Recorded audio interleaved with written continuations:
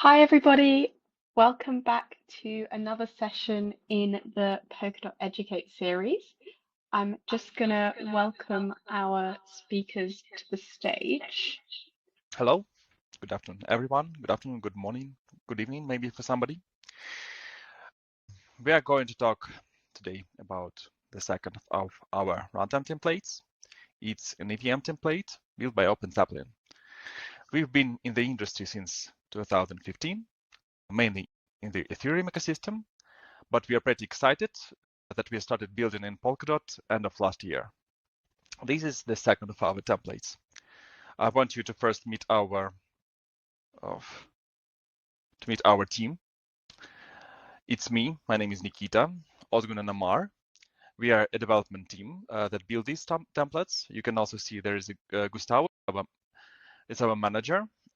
Feel free to reach out to us through the social media. Gustavo says that he is not really active on Twitter, me neither, but we are always responsive. Ozgun doesn't have Twitter, and you can reach him out through the Telegram. I would personally love to chat with you about if you have any suggestions, feedback, or any needs for the templates or functionality. So first of all, why we are building this? We are building this because Substrate is a really powerful tool for creating parachains. It can be, however, with power comes some trade-offs, and it can be risky for newcomers to build a parachain from scratch. Our goal is to provide secure open source templates, similar what we have done for the Ethereum smart contracts. It is even a more ambitious goal than with smart contracts because runtimes is a level lower than the parachains is a level lower than smart contracts. This is our second template that we've done, EVM one. We have introduced the generic template at Sub-Zero earlier this year, so it was me and Ozgun. Since then, it has been audited, it was updated, and we really encourage you to try it. It's a basic, unopinionated template for starting a chain without specific features like no EVM, no define, no gaming. So it's a good baseline that you can build upon. Today, we are presenting the EVM template. It is built on top of the generic one. While there are some existing tools in the EVM for the EVM chains in the Polkadot ecosystem, we believe that our template offers some unique advantages. Here is our agenda for today. I will quickly walk you through the specifics of our EVM template, why it is a bit special from other things. Then Ozgun will take us through the most interesting part about best practices and through the demo of this template.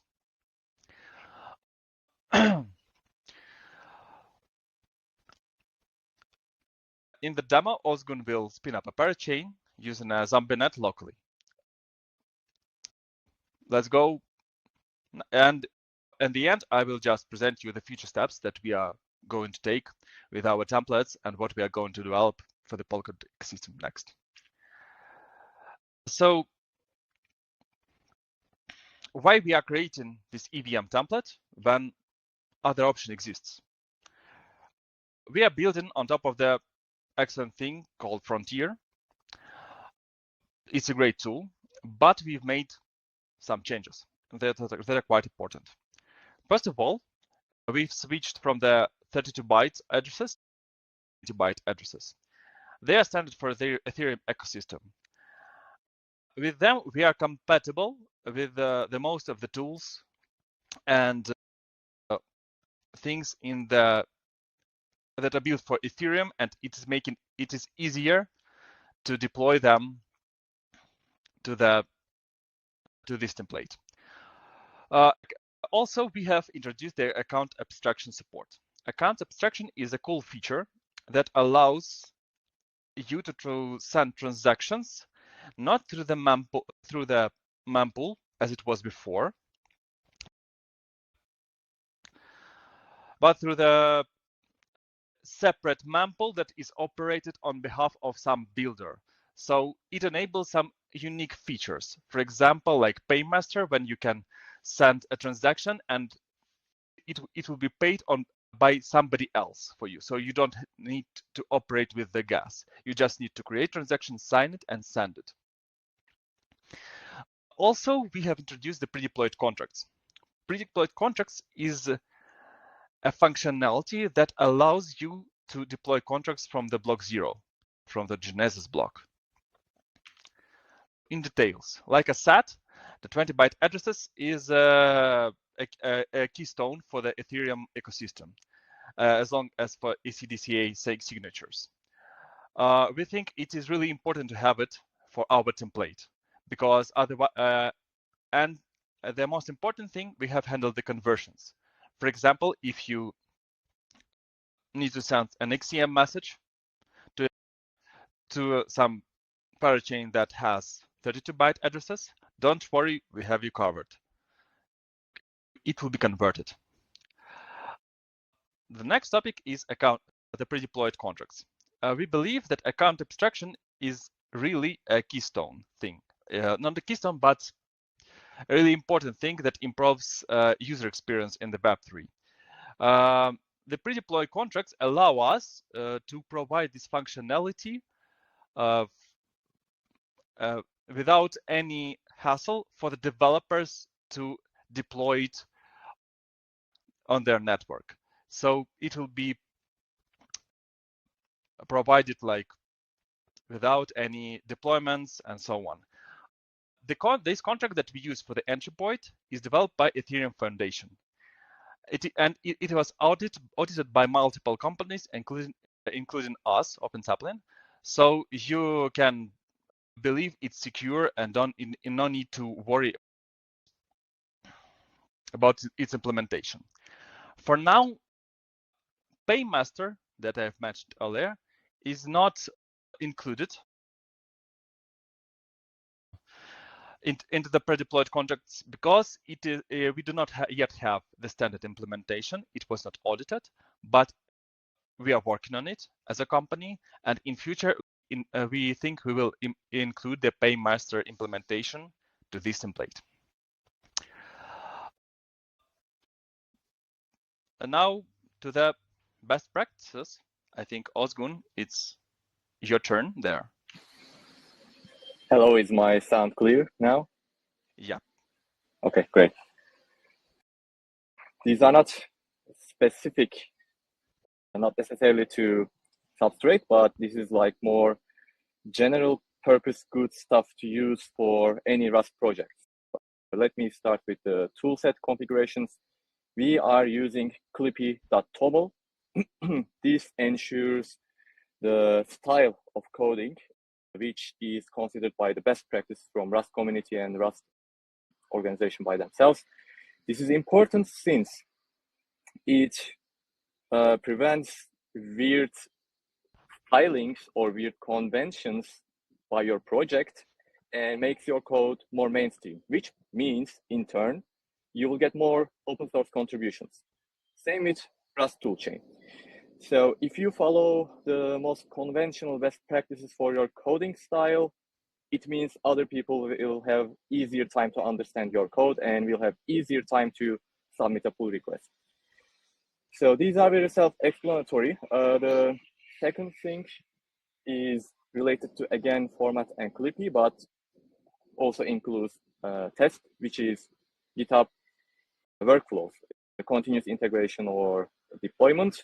You can use anything like in GitLab also, but be sure to have a streamlined process for your continuous integration so that your code always follows your standards. These may sound very simple, but you will be surprised or shocked on how many actual projects in Substrate ecosystem are not following some or most of these best practices. So there are still many companies that are aware of how important they are, yet they are not including them in their workflow. So the last thing is the most important one. We strongly suggest against using branches in your Cargo.toml. What do I mean by that? So in Cargo.toml, you specify dependencies. And for that, usually if the dependency you want to include is in crates.io, you don't need to do anything. You just specify a version and it's all good. Unfortunately, some of the crates are not published to crates.io. Some of them, it is impossible for them to get published on crates.io due to some details. But for these crates, I believe many of you are familiar with specifying the Git version or like Git dependency in Cargo.toml for the crates that are not published in crates.io.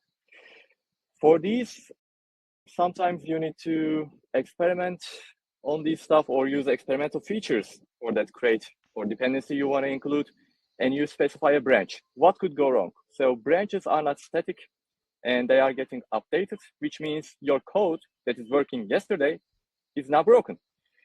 And you will lose plenty of time because it doesn't go as straightforward as I explained. So most probably you will have a feature that you are working on, and then your code will stop working, and then you will, of course, as the first step, get suspicious of yourself, like the code that I put did broke the code, right?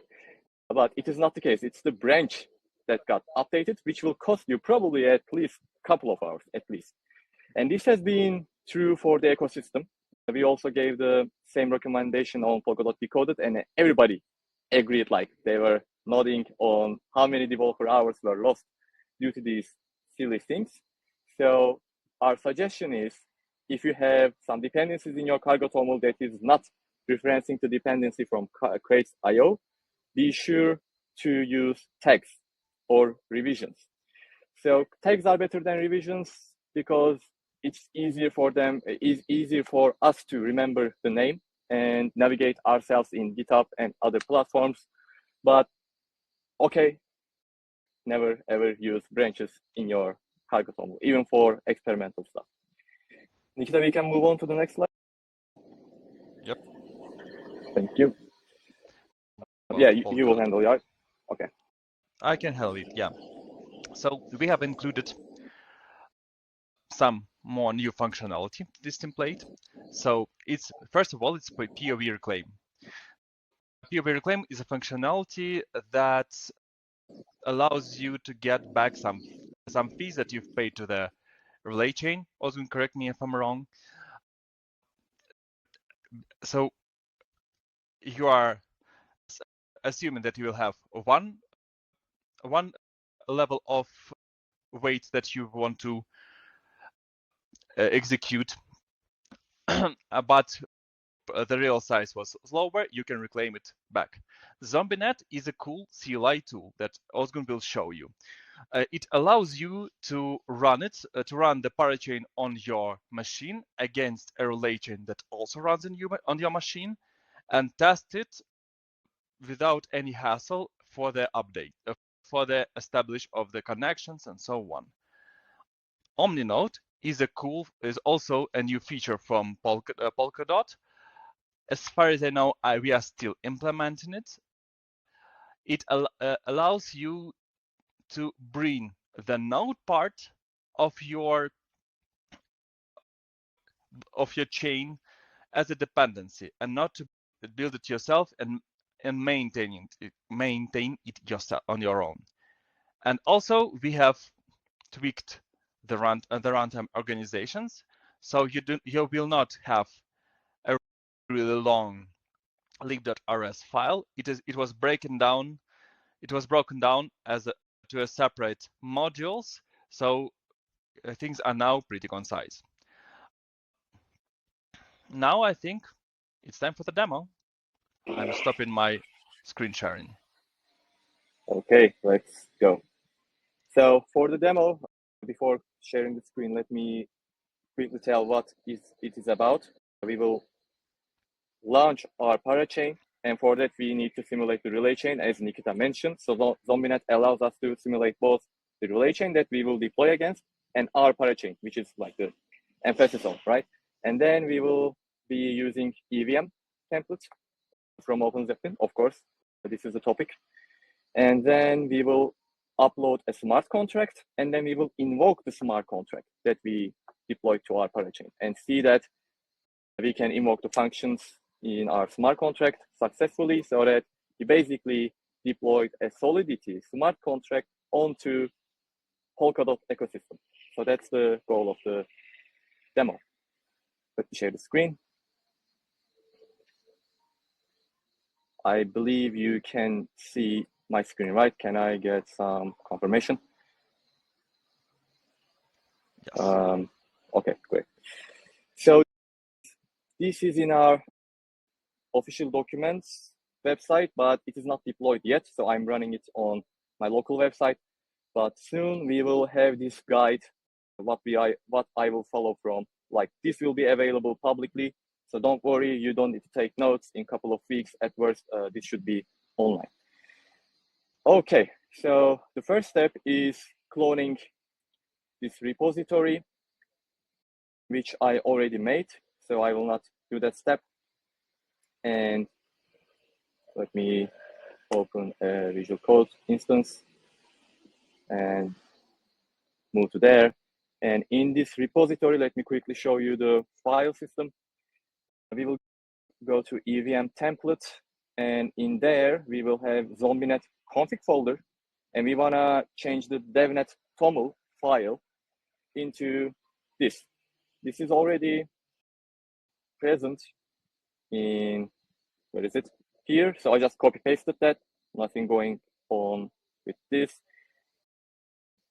Since this is a good time and we haven't started the demo specifically like right now, I also want to show you from the previous slide how we restructured runtime lib.rs. Like, quickly, this will take only a couple of seconds. So in runtime source lib.rs, you will only see 200 lines of code, and previously it was somewhat around 2,000 or 3,000 lines, maybe even more. And we only have roughly the palettes that we are constructing in here. So that's it. That's the main goal of lib.rs. Everything else is separated into these further files and folders. For all the input runtime API macros, if you are not familiar with it, don't worry, but this is a big chunk of the runtime.rs. And as you can see, only this macro is consisting of 500 lines. So I will not go into each specific file, but know that this is a meaningful separation into chunks for lib.rs, which made thousands of lines into smaller chunks, and now it's much less intimidating for newcomers. So for this detour has ended, let me go back to our demo. The first step was to replace the content of devnet.toml in zombie.net config, which we already done. And I will build the zombie.net. To save time, this is taking long. I already run this command, but know that you will only go to your terminal in this EVM template folder and run this command. This will download the Polkadot SDK repository and build the necessary executable files for the zombie.net. So it's just building the necessary binaries. And with this command, I will run this one because it's not taking time. It is actually running the zombie.net itself. So in this terminal, if I run it, as you can see, we have a lot of outputs. Let me go over them quickly. So first, okay, let me just give you the important stuff. We have two nodes, Alice and Bob, in our configuration. I believe it's also visible in, where was it? EVM template, zombie.net config, devnet.toml. So we have two nodes, Alice and Bob, and mostly, like most of the stuff in this terminal are related to Alice and Bob. And for Alice, we have this node command. And for Bob, we have this node command. We don't need to worry about them. I'm just explaining what's going on in this terminal user interface. And we have this Polkadot.js apps link in our terminal. I will just copy that and open it with Chrome. I highly suggest using Chrome in other browsers, we encountered many bugs. So use Chrome, do not use Firefox, Safari, etc. And if you go here, this is a connection to our local relay chain in Polkadot.js apps interface. And you can see here, we already like producing blocks in relay chain. What we want to do is we want to register a new parachain. These steps are already very clear on our guide. Let me also show it. After building the zombie-net, we are running the zombie-net. I already built the node, so I skipped that one because this is again taking minutes and I don't want to waste your time for just staring at the screen for minutes. What I did is I copied this Polkadot.js apps links and run it on, went it to that in Chrome, open the link with Chrome. This is what we did. And now we will register our parachain ID. So for that, I will go back to Chrome and we will go to network parachains, then parathreads, and then we will reserve a para ID. So let me do that. Network, parachains, and then parathreads, and we will reserve a para ID. We can select any account, it doesn't matter. Oopsie, yep. And that our parachain ID is 2000, since this is the first parachain ID that will register to relay chain. I'm just gonna submit this transaction and we should see a success in here. Yes, succeeded. So 2000, we should remember that this is the para ID that we will use for the deployment of our parachain. So let's see what the next step is. So we will generate a plain chain spec. This is the chain spec that will be used by our parachain. So I will go to terminal. I will not use the zombie net because we need this running. So I will go to a new terminal, which should be open in here. Yes, great. So I will just run this command, which is just copy pasted from our documentation. And it built a plain parachain spec. So I will edit this one with Vim since I want to show off my Vim skills. That's it. You can use any text editor. I will just change this para ID to 2000, and then the next one is parachain info and parachain ID in here. Again, change it to 2000. That's it. We don't need to do anything else. For real world use case, you also need to make sure that name ID and protocol ID in this plain chain spec needs to be unique. Let me show them, but for this demo, we don't need to touch them. So name, ID, etc., like protocol ID, everything mentioned in this documentation needs to be unique. But since we are the only parachain in this demo, we don't need to worry about them. And now we will generate a raw chain spec. I know this is a lot of terminology, but if you are familiar with it, it shouldn't be a big deal. If not, don't worry, just follow the steps. Okay, we have our raw chain spec. And the next step is we need to generate two more things, genesis state and validation code. These are the last steps for the preparation. And we don't need to do anything weird. We will just copy paste the code or command. That's done. Let's do the second one. Copy it. And yep, let's do that one. And that's all done. In your file explorer, you should now see these two new things, genesis state and genesis wasm. We will use that to register our parathread. And let's see the next steps. All right, so we will go back to Chrome and we will go to developer sudo and we will select para sudo wrapper, and there's a typo, don't worry about it. And then this one, and then just follow the steps. Since I already memorized them, I will show them in action. When these documents goes online, you can also follow them. There is nothing you need to do extra. Okay, developer, sudo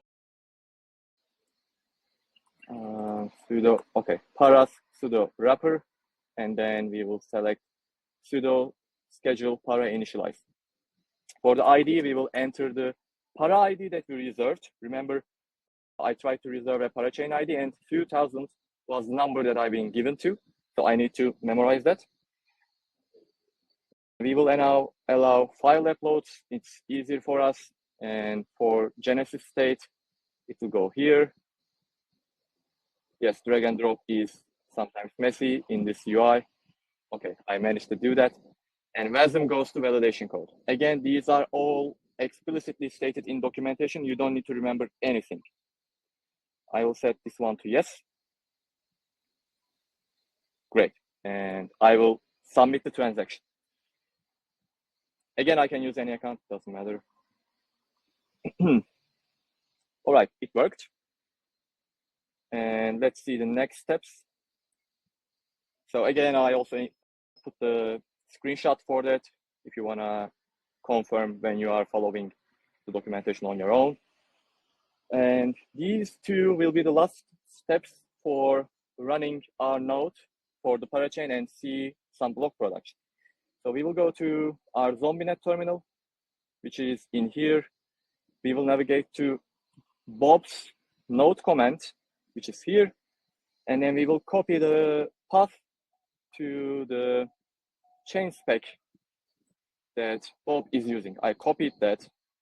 I will open a text editor and paste that. See that due to this terminal interface, I need to delete some of these weird white spaces, but that's okay. As you can see, it's just this string. When I make the string clear and format it, I can paste it in this node command here. Again, these are all specifically explained in detail in our documentation. So we will copy this node command. We will go to our terminal and we will run.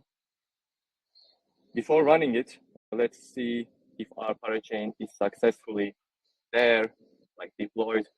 Let's go to parachains and voila.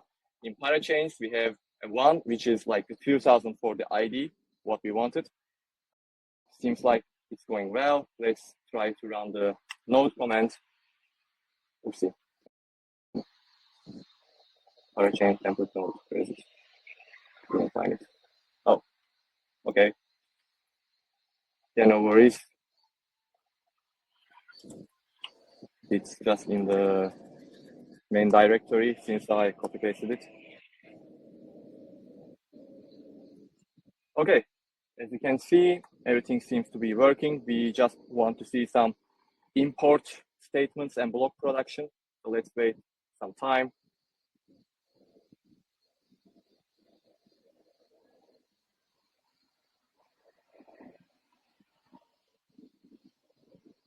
Nikita, do you think something is wrong? It says banned and disconnecting. I think that you have some old state. Probably. Yes, probably. Yes.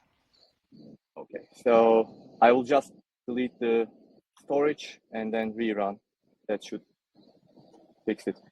Before this demo, let me explain the error. Before this demo, I ran the same comments.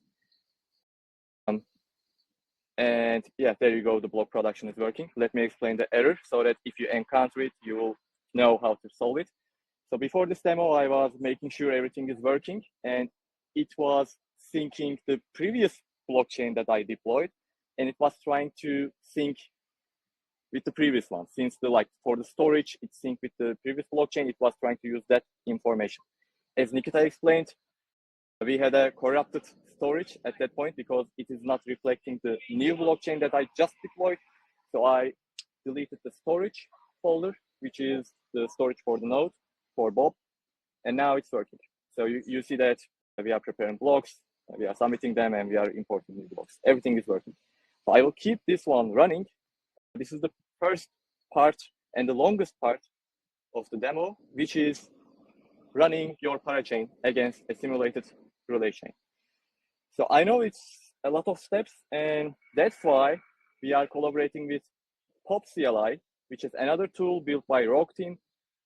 their CLI tool is reducing these 13 steps into a couple of steps. We highly suggest you to use that.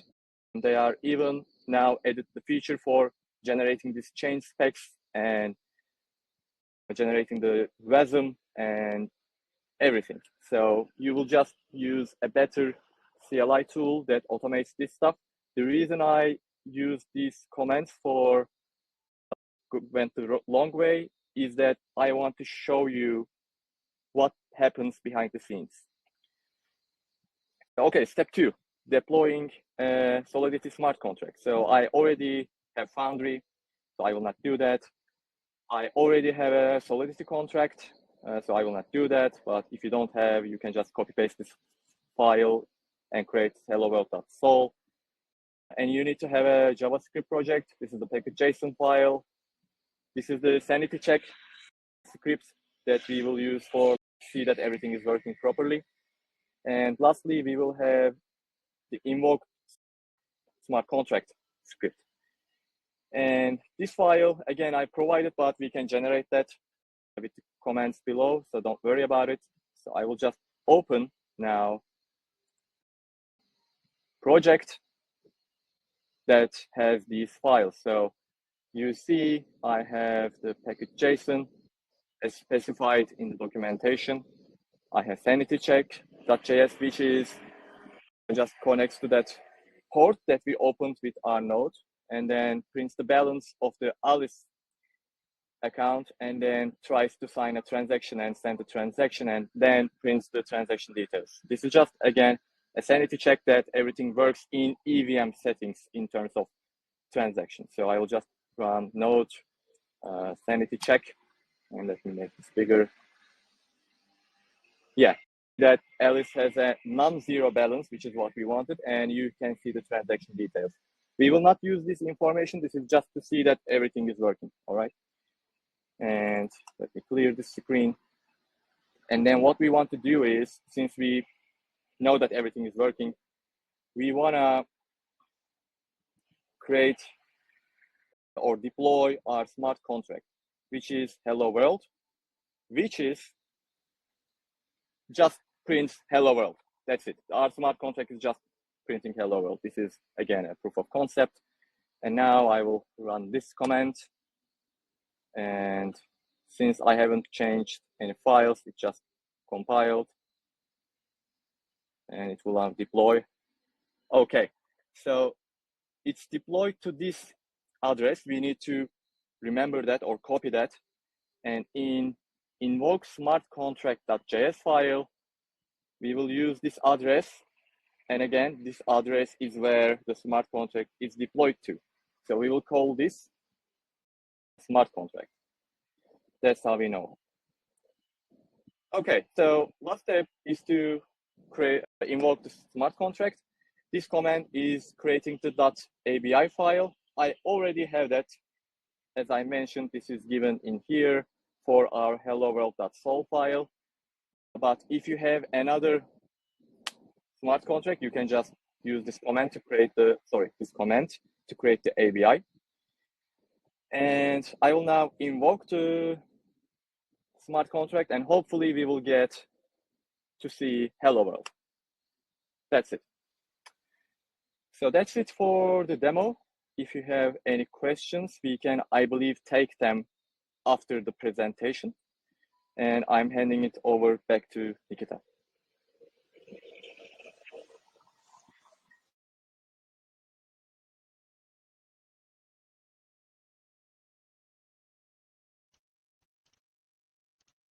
Excuse me.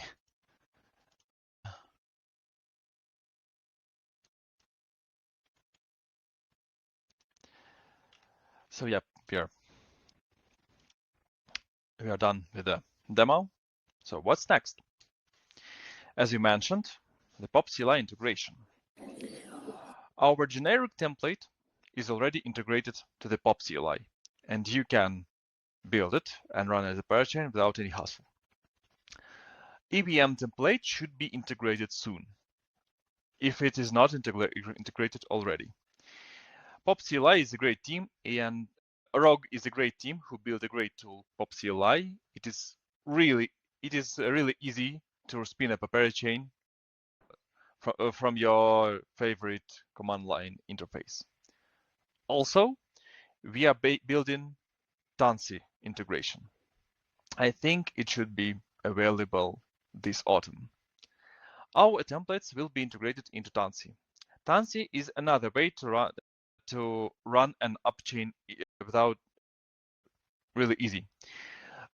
The main difference from PopCLI is with PopCLI you're running from some relay chain.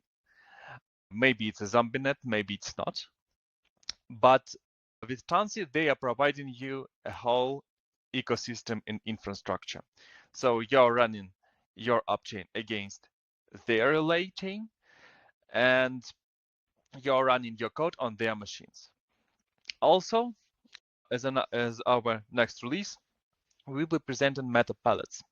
For somebody who are already familiar with Substrate, it will be the crates that will provide you an ability to import and implement several palettes at once. Also, you will get a config that with which you will just provide some values, some configurations, not all of them, and relations between these palettes will be hidden from you, and you won't need to configure them at all. So you will build your runtime with these meta palettes, not from bricks, but from bigger modules. And more, we are not going to stop there. We will build new palettes, new tools. So follow us and follow our progress. So here's the QR code to our repository with templates. And if you have some feedback, feel free to reach out to us. We are available on social networks. We really like when you are submitting issues and creating PRs. So we are responsive to that. Thank you for your attention. If you have any questions, feel free.